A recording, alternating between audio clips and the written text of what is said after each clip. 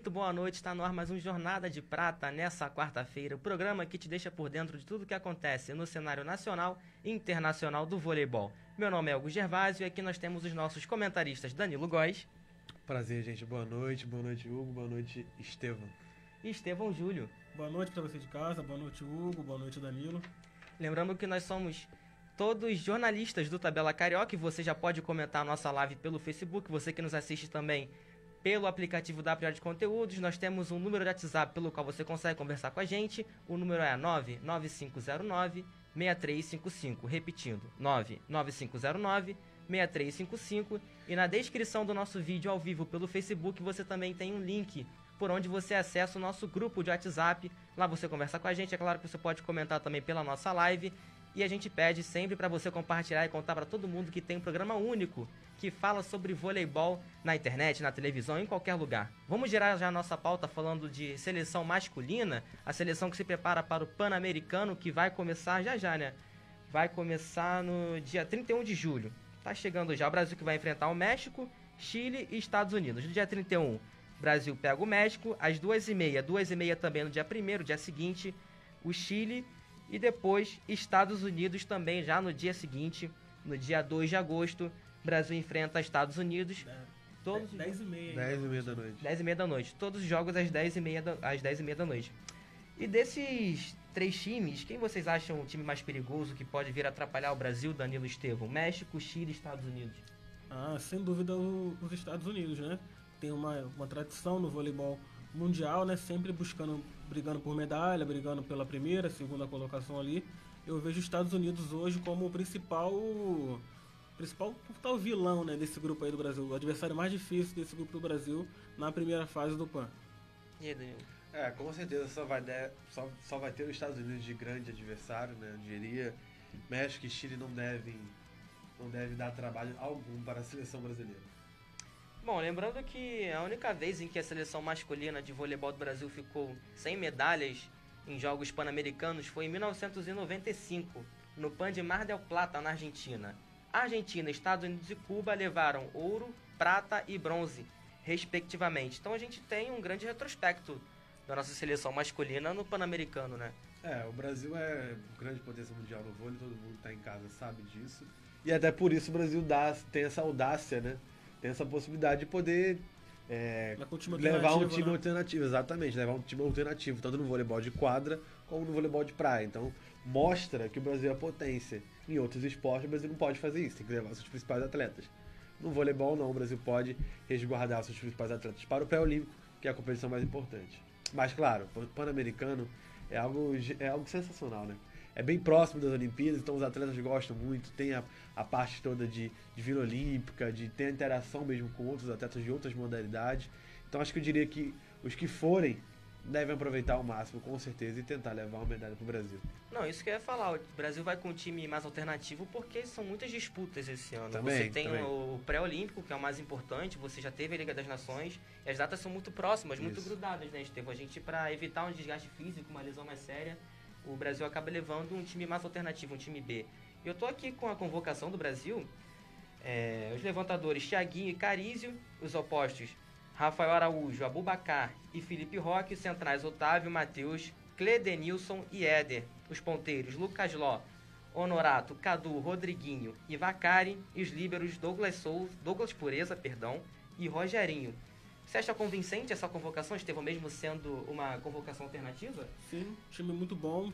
Alguns jogadores aí, mesmo a seleção sendo um time alternativo, são jogadores que são titulares em suas equipes, né, como o Lucas Ló, o Abubacar, né, que é o Abuba, ajudou muito o Taubaté durante a campanha do título, então o Brasil vai brigar por medalha em Lima, é um forte concorrente ao título com certeza.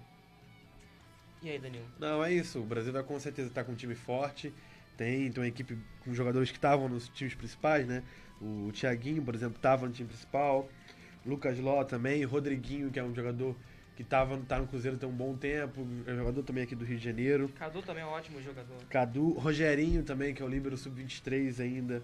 Um pequeno Rogerinho, mas com grande habilidade. Enfim, é um time muito bom, um time bem competitivo, né? E o Brasil vai com o Marcelo Francoviar, que é o assistente do Dalzotto, que já tem uma experiência muito grande também. conhece grande maioria desses jogadores que estão com eles também.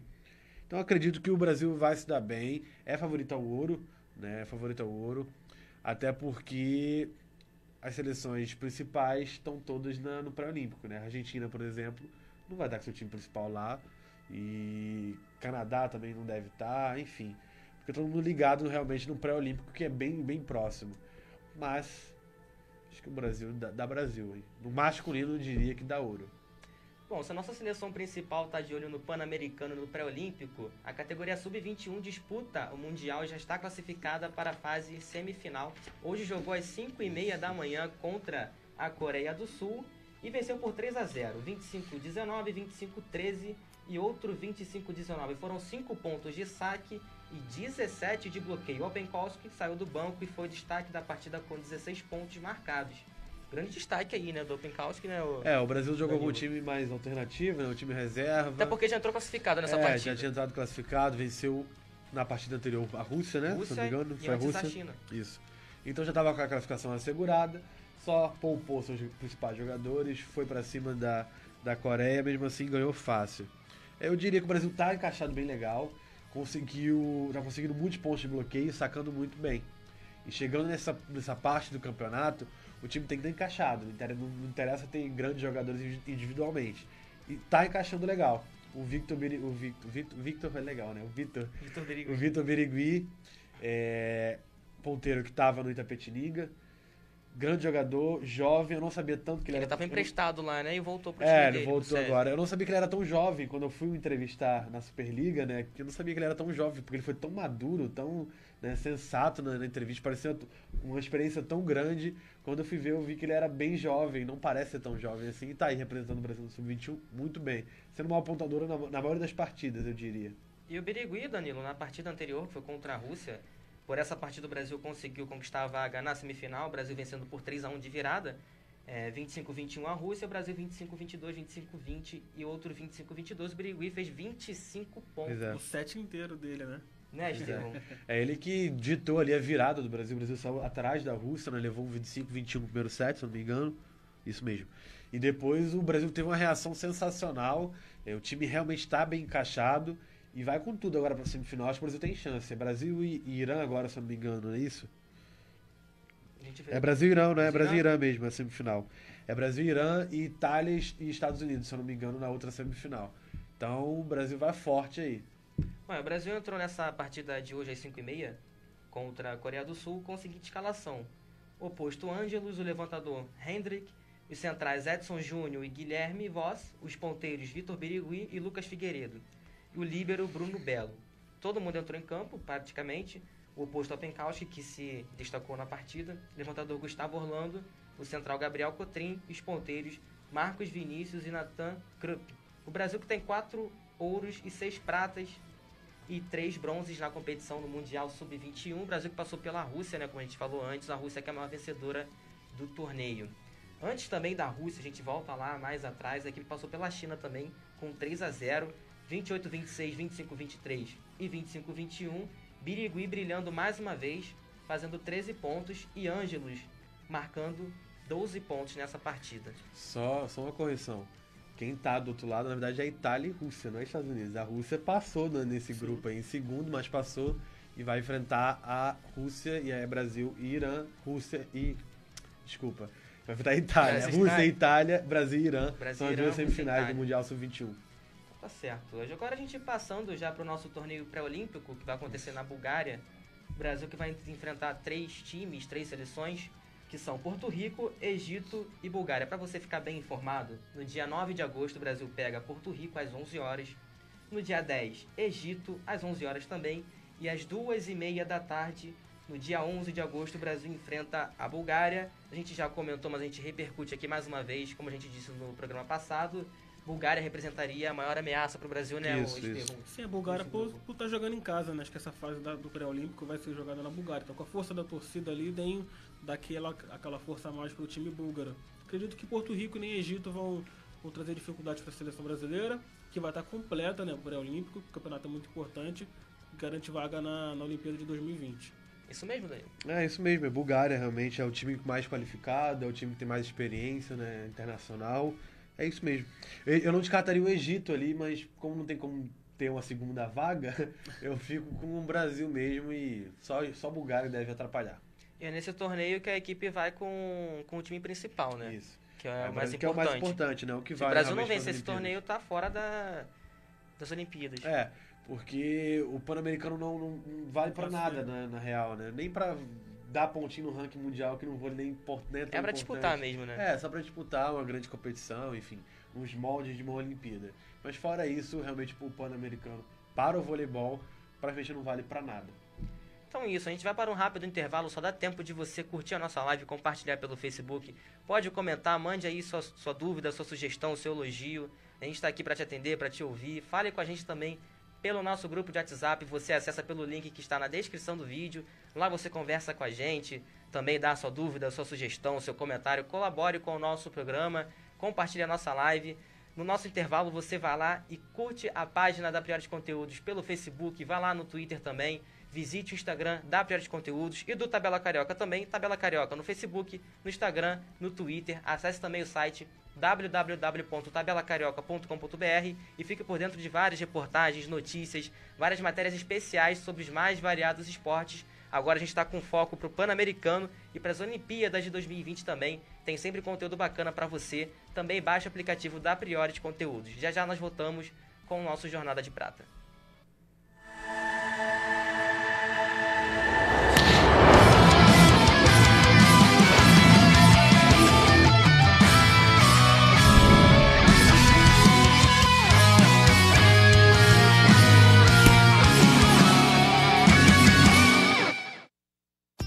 A Priori de Conteúdos tem como missão levar até a sua casa conteúdos dos mais diversos nichos dentro de um app leve, simples e fácil de mexer.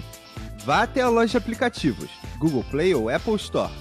Digite Priori de Conteúdos, selecione o app e aperte para baixar. Espere um instante e pronto!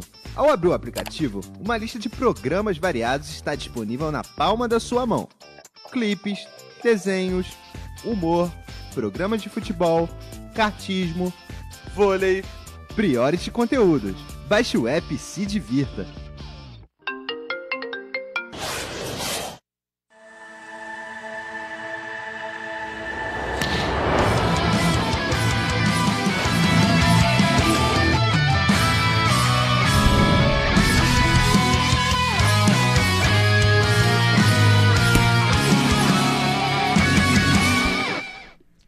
Nós já estamos de volta com o nosso Jornada de Prata aqui pelo Facebook da Priori de Conteúdos. Vamos gerar já a nossa pauta falando sobre a seleção feminina, seleção que disputou o Mundial Sub-20 e acabou em 6º lugar, perdeu o último jogo para a Polônia por 3-2, os parciais de 25-19 Polônia, 25-17 Brasil, 25-14 Brasil, 25-20 Polônia e depois 15-10 Polônia no tie-break. A Kissy foi destaque da partida, a Kissy do Brasil, mais uma vez se destacando, marcando o maior número de pontos no jogo. Foram 23 pontos da nossa menina Kissy. Danilo, o Brasil, que teve 4 vitórias e 4 derrotas durante a competição, foi bem irregular. O Brasil acabou em 6º lugar. O Brasil... Acho que o grande destaque do Brasil nessa competição realmente foi a Kissy. Mostrou um grande potencial, de grande melhora. E eu achei até que, fisicamente, ela pode até evoluir mais. E, cara, ela evoluindo mais do que isso, fisicamente e taticamente, tecnicamente no caso, vai ser uma grande atleta. Acho que o Brasil foi bem, né, comparado ao que o time poderia ter sido pior, eu acredito até. O time estava muito mal encaixado e não tinha jogadores ruins, não era uma seleção ruim, não é uma como é que a gente chama, né? Não é uma geração ruim, é uma geração boa até, com atletas individualmente muito boas. Só que o time não está nada encaixado, eu não sei como é que foi o pré-treinamento, enfim. Estranho até, porque na competição do torneio antes, né, da competição, o Brasil foi bem, né? Inclusive perdeu para a China, que o Brasil tinha ganho de 3-0 no torneio anterior. Então, estranho. Perder para Japão e Itália eu até entendi, até porque Japão e Itália foram finalistas. A Itália tem um grande time, o Japão também, e o Japão sagrou campeão, inclusive. Mas eu achei que o Brasil foi bem aleatório nessas regular, vitórias, Diego, em questão de vitórias regular. e derrotas, porque o Brasil venceu de Rússia e Estados Unidos por exemplo. República Dominicana é um time de mais força, né? Sim, Time sim. mais forte. Mas aí perdeu para Japão, Itália, China e Polônia, que são outras equipes fortes, né? Então acho que o Brasil foi realmente bem irregular dentro da competição, né, Danilo? Foi bem irregular. Porque eu acho que é muito por conta do passe, o time muito mal organizado na linha de passe. E eu achei estranho realmente o time, porque não é, na teoria, não é um time ruim. Merecia mais, inclusive, merecia mais alguns atletas ali. Mas é isso, acho que é bola pra frente, nada perdido, é evoluir esses jogadores, né, não desperdiçá-las, levá-las pro clube, que quem sabe elas não conseguem evoluir aí pro adulto. E o campeão do Mundial Sub-20 foi o Japão, vencendo a Itália. Eu tinha acabado de adiantar, né? Foi exatamente isso. E passando já para o Pan-Americano, a nossa seleção feminina estreia no dia 7 de agosto, às 3 horas. Na verdade, todos os jogos do Brasil são às 3 horas. Isso. Os jogos são no dia 7, 8 e 9, Porto Rico, Argentina e Estados Unidos, respectivamente. Não se sabe ainda a convocação para o Pan-Americano, o técnico Zé Roberto ainda não divulgou, mas deixou escapar ali 2 jogadoras, Juma e Macris, durante a apresentação da parceria entre Barueri e São Paulo. O técnico Zé Roberto acabou na coletiva de imprensa soltando essas 2 atletas como convocadas. Estevão, por enquanto tá bom, né? Juma e Macris. Se ele se manter nessa pegada aí, parece que ele deve mesclar experiência e juventude. A Macris já tem uma bagagem no voleibol nacional, seleção brasileira, e a Juma ainda é nova, né? Então ele deve manter essa pegada aí de mesclar experiência e juventude. E algumas meninas, a gente já tinha falado aqui que o Zé Roberto já tinha colocado pro pano, se eu não me engano foi a Tainara, né? E a Júlia Bergman, né? O que eu ia dizer agora, eu acho que o Zé Roberto tá adiando tanto pra esperar as meninas do Sub-20, inclusive. Esse time que tava agora, né, perdendo na Polônia, deve alguma perdendo no Mundial Sub-20, ele deve chegar, as atletas voltarem pro Brasil e aproveitar, ver como é que ela deve estar fisicamente, quem tem condições de ir e levar pro PAN. Eu acho até bem legal isso. E eu, no lugar dele, eu faria exatamente isso. Mesclava, pegava uma ponteirazinha mais experiente, uma poste mais experiente, um meio ali, uma central mais experiente, mas o resto eu enchia de jogadoras mais novas para dar experiência mesmo, uma grande competição, um grande torneio, né? Numa Vila Olímpica, por exemplo, achei que seria bem bacana. Isso seria ela já sensacional. vem de um grande torneio também, né? Apesar de ser Sub-20, é um grande torneio. Sim, ficar em sexto, mas já tá no pique, né? Já tá na pegada de uma grande competição. Eu faria isso.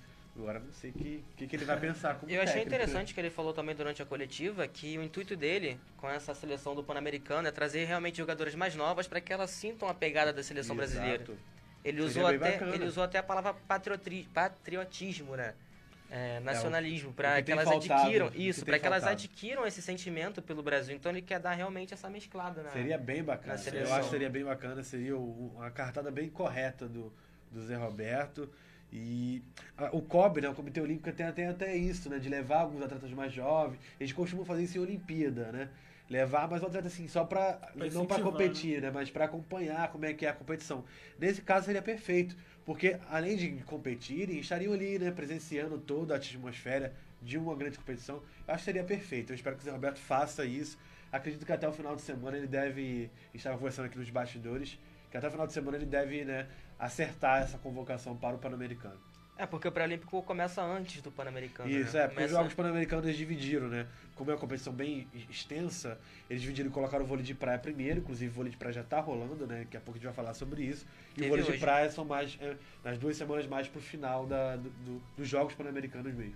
E Estevão, analisando os confrontos do Brasil pelo Pan-Americano, a gente tem Porto Rico, Argentina e Estados Unidos.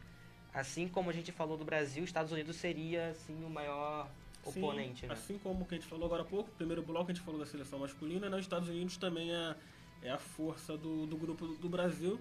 Os Estados Unidos que investem muito na questão da universidade, né?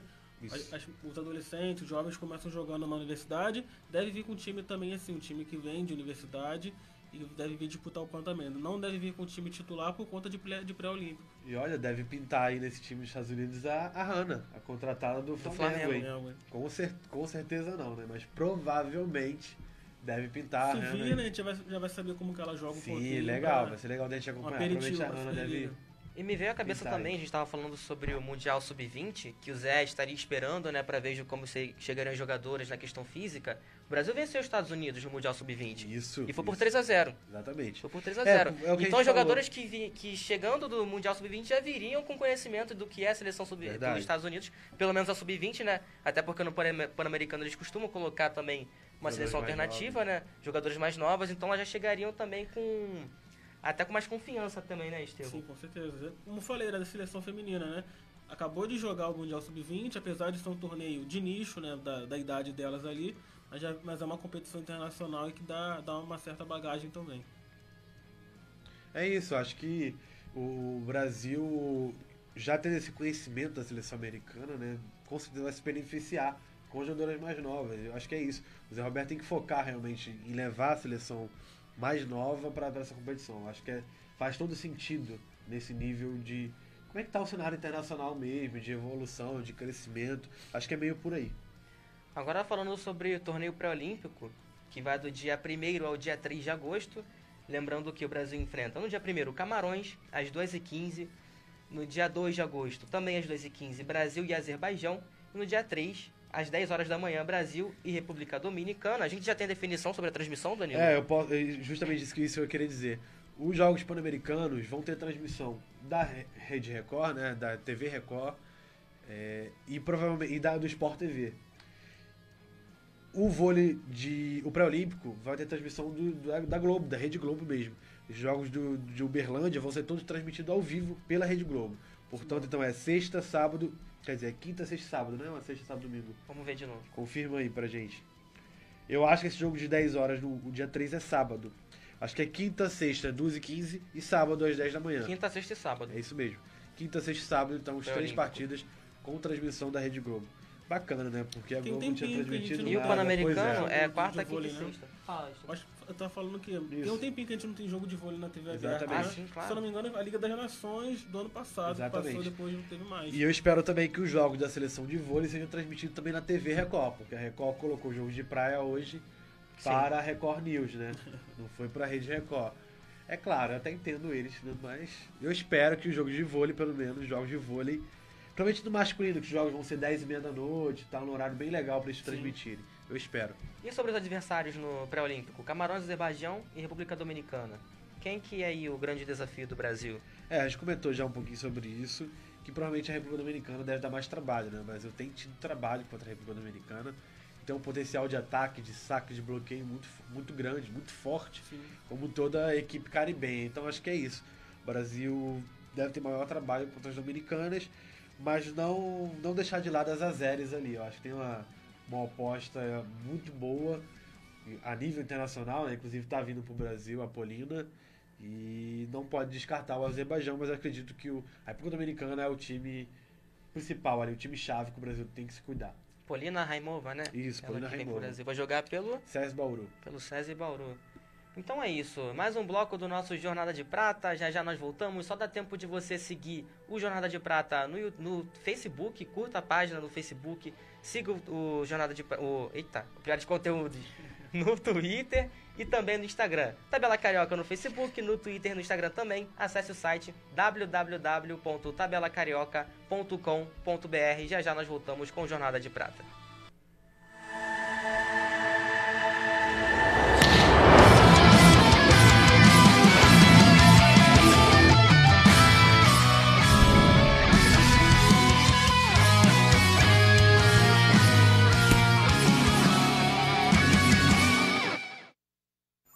Fique por dentro da programação da Priority Conteúdos. Segunda, às 19 horas, participe do boteco mais irreverente com muito papo sobre futebol brasileiro com Wilton Muniz e sua turma. O programa Birosca da Bola. Terça, às 19 horas, muito humor e diversão te espera. Uma combinação nada perfeita que acabou dando certo. O programa Goiabada e Marmelada. Quarta, às 19 horas, esteja atualizado com as últimas novidades no vôlei. Apresentado por Hugo Gervásio no programa Jornada de Prata. Quinta, às 19 horas, acelere com André Cubelo com a cobertura completa do kart brasileiro. No programa Warm Up. sexta, às 19 horas, Cristóvão Nascimento recebe um expert para discutir como o uso da tecnologia está envolvido em todas as áreas, no programa Tech Friday. Baixe o aplicativo Priores Conteúdos para conferir essas e outras atrações exclusivas.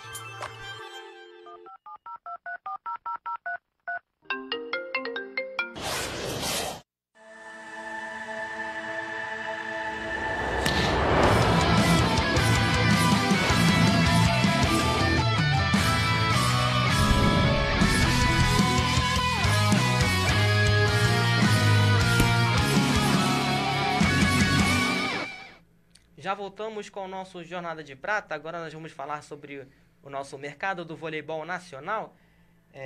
Durante essa semana, Franco e Evandro, ex-SESI, se juntarão ao Blumenau. Blumenau, que estava na Série B, né, da Superliga, subiu junto com o Botafogo. Vai participar da Superliga A, primeira divisão da Superliga, em sua próxima edição, que começa no final desse ano. Franco e Evandro, ou Estevão, jogadores que estão se juntando ao novo projeto do Blumenau. Vão chegar para reforçar um projeto muito legal, né, que o Blumenau fez na Superliga B, fez uma ótima Superliga B, e vem para tentar se manter na elite do voleibol nacional, né?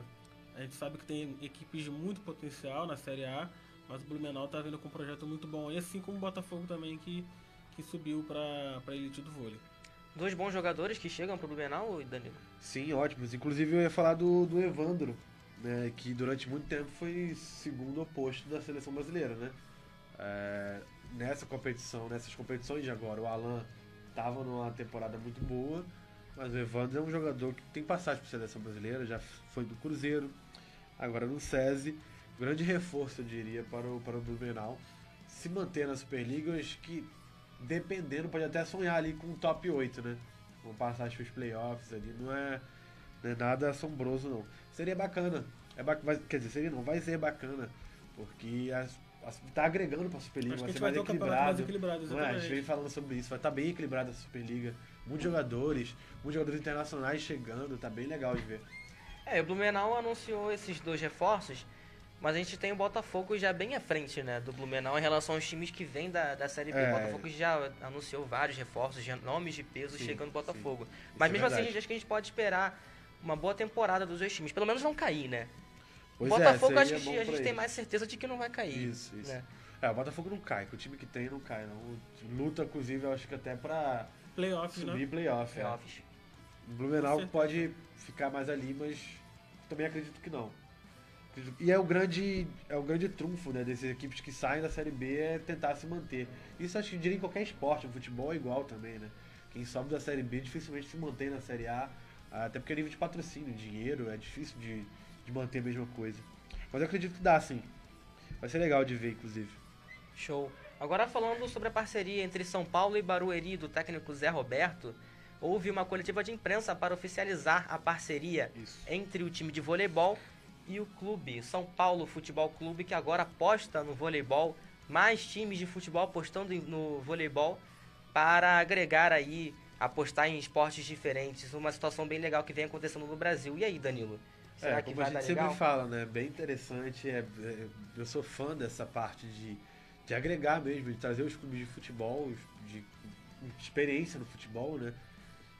E trazer para outros esportes, para o voleibol, isso agrega demais. Eu acho que os dois só tendem a ganhar. O voleibol cresce mais, o time de futebol conhece outros nichos e também cresce com isso, também ganha com isso, visibilidade, enfim. Vai ser bem bacana. E eu espero que não seja a longo prazo, né? Que não seja algo rápido, que seja realmente a longo prazo, que não faça que nem o Corinthians, né? Que investiu lá com o time Corinthians Guarulhos e na temporada seguinte abandonou o projeto. Isso que eu ia falar, isso é muito interessante a gente ver uma disputa no voleibol entre Corinthians e São Paulo, né? Pois é. Imagina uma arena lotada, um ginásio lotado pra assistir cantando muito, né? Corinthians e São Paulo, um grande clássico do futebol que seria levado ao voleibol.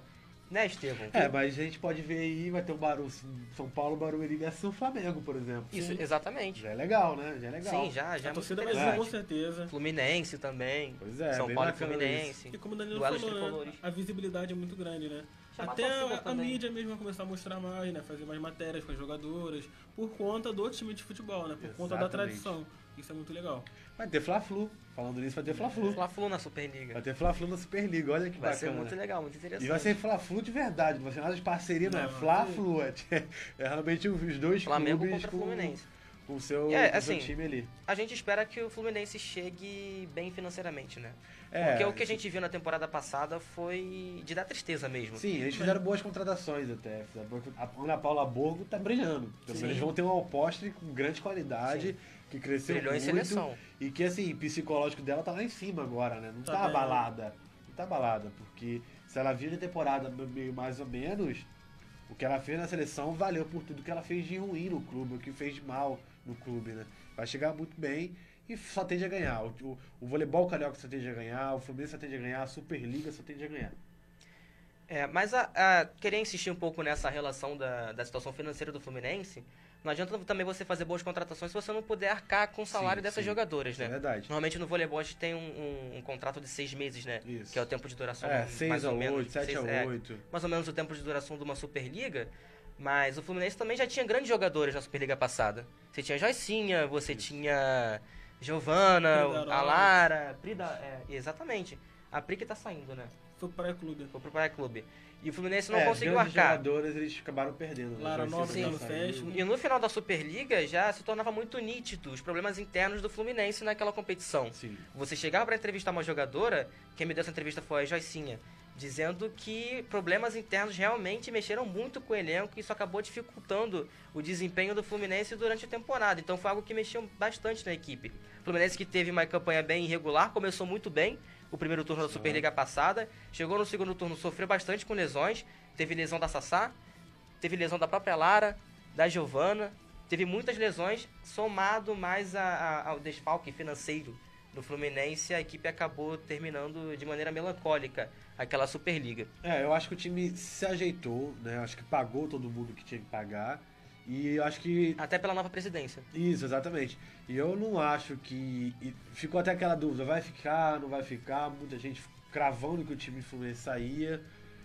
Eu fiquei meio que na dúvida também, confesso. Mas o Fluminense acertou. Acertou em manter o projeto, acertou em ter cuidado. E eu acredito que estão fazendo tudo com calma. Pelo menos eu espero que não tenha feito. Tomara, né? A gente torce. Por fazer e sair contratando um jogador e conseguir arcar depois com isso. Eu acredito que não. Até porque no futebol o Fluminense também já está começando a pagar suas dívidas, né? Sim. Já está se recuperando. Sim. Hoje eu acho que o Botafogo e o Vasco estão piores nessas condições. A gente lembra até do Vasco levando pro lado do basquete, né? Que Isso, teve que acabar com o exatamente. campeonato do Abandonou o basquete, projeto. né, Estevão? Teve que acabar. Abandonou. Teve, inclusive, a chance de conseguir manter e não manteve, né? Porque realmente é complicado. Mas eu acredito que o Fluminense tenha se estabelecido, pelo menos em relação ao futebol. O time já se estabeleceu em dinheiro, né? Tá com dívida ainda, mas não tanto quanto os seus outros clubes, tirando o Flamengo, claro. Então acho que isso deve levar também para como um clube total para o voleibol. Então acredito que o Fluminense vai conseguir se manter bem, pagar bem suas jogadoras da forma correta. É o que a gente espera, né? É o que a gente espera porque é difícil. Para qualquer trabalhador, como é que a pessoa consegue se manter trabalhando sem receber, né? Então acredito que para elas seja a mesma coisa. Você tem esperança também, Estevão, do Fluminense? Sim, chegou aos playoffs, né? Infelizmente não avançava ali nas quartas de final, mas Sai pro Osasco. é uma equipe muito boa, qualificada, com jogadores de seleção, como a Sassá, a Lara Nobre, a Pridarotti, que infelizmente saíram do clube, né? Mas tem tudo para se recuperar e fazer sim uma boa Superliga. A gente espera que sim, né? Muito bem, falando agora do nosso vôlei de praia, o vôlei que estreou hoje no Pan-Americano, Isso, pelo isso. menos o voleibol feminino, né? Teve masculino O masculino também? também. Como é que Começou foi, tudo Danilo? Como é que hoje. foram as competições? Eu sei que o Brasil ganhou de lavada hoje, Nas duas partidas, né? nas duas partidas, né? As duas partidas foi bem tranquilo pro Brasil. O Flamengo feminino, que foi a segunda partida, foi bem tranquilo. Enfrentou as Ilhas Virgens Americanas, porque tem Ilhas Virgens Britânicas e Americanas. Exato. A gente também aprende um pouquinho de geografia, a gente Isso pesquisa aí. um pouquinho. E a Ilha Americana não tem nenhuma tradição, nem no voleibol, nem nos esportes olímpicos. Não ganha medalha desde 95, então, enfim. Tranquilo para Carol, Horta e para Ângela. Passaram tranquilo, 2-0. E agora se preparam, porque tem time bom aí, que elas vão enfrentar amanhã. Amanhã a gente vai enfrentar Chile, se eu não me engano. Deixa eu conferir aqui. Aqui. E a partida de hoje foi bem fácil, né, Danilo? Foi bem tranquilo. O Brasil foi 21-8. Isso. Foi bem tranquilo mesmo. 21-8, 21-7. Isso. 20 minutos de partida. Então a gente vê que realmente foi bem assim, tranquilo. Muitos aces também durante o jogo. Isso. Uma recepção bem ruim. Realmente foi meio assim, Brasil profissional. Sim. E as atletas ali bem amadoras, né? O Brasil agora vai enfrentar Chile e México. Contra o Chile deve ser tranquilo. Contra o México, não. O México vai enfrentar a Orellana... Qual é o nome da outra? Esqueci. Tá aí não? Enfim. A Orellana e a Revuelta, que são jogadores do México que estavam no Mundial. Então já é um time mais qualificado, um time que ela já conhece mais. Então é o principal jogo ali delas, eu diria. E no masculino, o Brasil também estreou hoje, vencendo também tranquilamente. Estrearam contra a dupla da Costa Rica. E agora deve subir um pouquinho do nível, porque vão enfrentar um time do Uruguai e um time chileno. Lembrando time que tudo chileno... que a gente esquece aqui do vôlei de praia, você encontra anotadinho no nosso site, tá? www.tabelacarioca.com.br. O Danilo tá acompanhando direitinho as competições de praia lá, várias matérias, várias reportagens legais, tudo bem contadinho lá pra vocês. É isso mesmo, amanhã o Brasil enfrenta o Uruguai e depois enfrenta Cuba, não é Chile, é Cuba. O time cubano deve ser o mais difícil, que é o time que estava no Mundial. Então é um time que o Brasil tem que ter cuidado e ficar de olho. Mas acho que dá tranquilo, passa tranquilo. De fase, pelo menos, acho que passa. Agora, mais pra frente, eu não sei como é que fica. Tem a dupla chilena, os primos chilenos e os primos de Grimaldi, que estão na disputa. Eles abriram mão do evento teste que tá rolando também, que eu já vou comentar. E foram para o Pan-Americano. E tem os mexicanos também, o Vigia e o Otiveiros, que também estiveram no Mundial. Então acho que eles estão um pouquinho à frente da dupla brasileira, que é o Thiago e o Oscar. Já bastante experiente, mais de 30 anos, enfim. Mas é isso, acho que de Pan-Americano, de praia... e Bruno não vão para esse Pan-Americano? Não, então, as principais duplas ficam no circuito mundial, né? É bom a gente até explicar isso. O Brasil vai com a 6ª dupla, tanto no feminino quanto no masculino. Por quê? Como no voleibol de quadra, né, o Brasil é uma grande potência, no voleibol de praia também. As grandes duplas, as principais duplas, estão no circuito mundial. Então tem etapas praticamente toda semana. As duplas saíram de Espinho, em Portugal, na semana passada, e já estão em Tóquio, no Japão, para outra etapa do circuito mundial, que inclusive é evento teste para as Olimpíadas do próximo ano. Então assim, não tem tempo hábil para isso, né? Já que os Jogos Pan-Americanos, assim como no voleibol de quadra, no voleibol de praia também não serve para nada a nível de Olimpíada, né, eu diria. Então as principais duplas realmente focam na principal competição, né, que é o circuito mundial. E aí, falando um pouquinho já de circuito mundial, tá falando agora a etapa de Tóquio, uma etapa 4 estrelas. Só que o que acontece? Numa etapa normal, como o circuito mundial acontece, que normalmente são mais times, né, enfim, e os times jogam 2 vezes na fase de grupos, não. É uma etapa nos moldes de Olimpíadas. Então, cada time joga 3 vezes na fase de grupos, são grupos com 4, né? São menos equipes, menos times, né? Na competição, porque é realmente para fazer como se fosse realmente o replay que vai acontecer em Tóquio.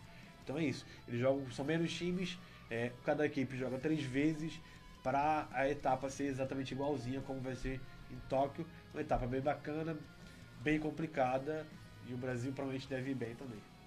E a gente tem uma pergunta aqui do William, do Goiabada. Ele fala sobre a temperatura em Lima, Peru, que está entre 10 e 15 graus. Pergunta se isso pode trazer alguma surpresa para os competidores. Até hoje eu vi um jogo entre El Salvador e Canadá. As meninas de El Salvador estavam com a roupa normal mesmo, de praia, com biquíni e tal, e as meninas do Canadá com aquela roupa térmica, né, que se fala. Que as próprias meninas do Brasil também jogaram assim. Então acho que elas não estavam sentindo, né? O tempo em Lima hoje estava bem escuro, bem nublado, choveu bastante de manhã, bem fechado, e em Lima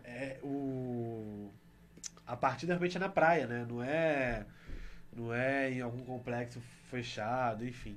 Tava 17 graus, se não me engano, nos Jogos do Brasil, e segundo o pessoal que tava lá de imprensa mesmo, tava frio, mas não tava aquele frio insuportável, tava um frio legal para o voleibol. A gente pensa assim, voleibol de praia, o que a gente quer é sol, é verão, é calor, é jogando todo mundo bem.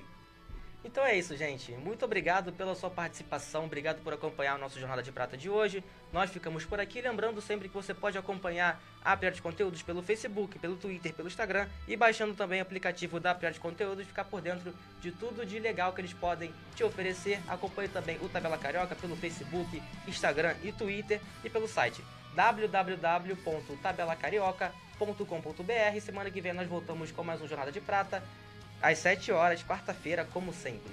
Um abraço e até lá.